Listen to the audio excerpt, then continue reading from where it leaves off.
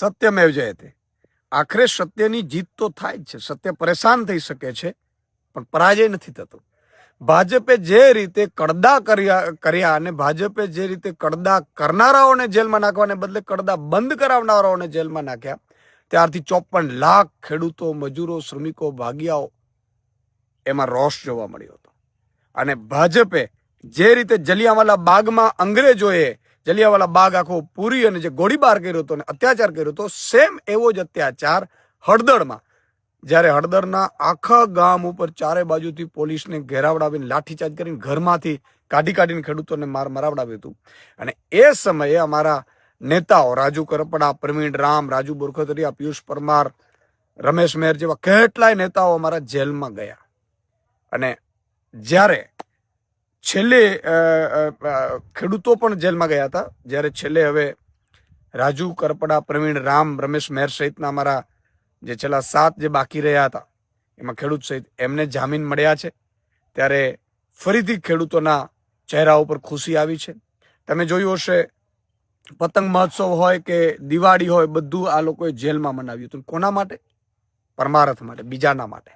આ જેલ જે ગયા છે આ નેતાઓ, એ લોકોના અવાજ માટે ગયા હતા. અને ભાજપે ષડયંત્ર કરીને વધુમાં વધુ જેલમાં રહે એવા પણ પ્રયાસો કર્યા. ક્યારેક આયુ હાજર ન રહીએ, ક્યારેક ચાર્જશીટમાં ન મૂકે, ચાર્જશીટમાં દિવસો કાઢે ને અદાલતો પાસે દિવસો માંગ્યા કરે.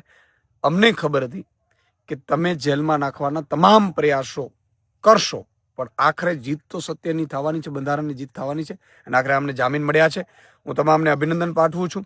અને આ જ નેતાઓની સમર્થનમાં અમે 10 જેટલા કિસાન મહાપંચાયતો કરી હતી. અરવિંદ કેજરીવાલ ભગવત માન સાહેબ સુદામડાથી આવે ત્યાંથી શરૂઆત કરી હતી. આખા ગુજરાતમાં સમર્થન મળે એ માટે મહાપંચાયતો કરી, કિસાન મહાપંચાયતો. સાથે 12,000 જેટલા નાની મોટી મિટિંગો કરી છે આમના સમર્થનમાં. અને 80,000 જેટલા પત્રો અમે ભરાવડાવીને મુખ્યમંત્રી સુધી ગયા હતા અમે, કે જે રીતે ખેડૂતો કડદા કાંડ હોય કે કડદા કરનારા હોય એમને સજા મળે અને આ બધી પીડામાંથી ખેડૂતોને મુક્તિ મળે, એટલા માટે સમર્થન પત્ર પણ આપ્યું હતું. અમે ડિમાન્ડ પણ કરી હતી. ને આપે જોયું હશે કે ખૂબ દિવસો સુધી આ નેતાઓ જેલમાં રહ્યા છે, એમના પરિવારથી વિમુખ રહ્યા છે.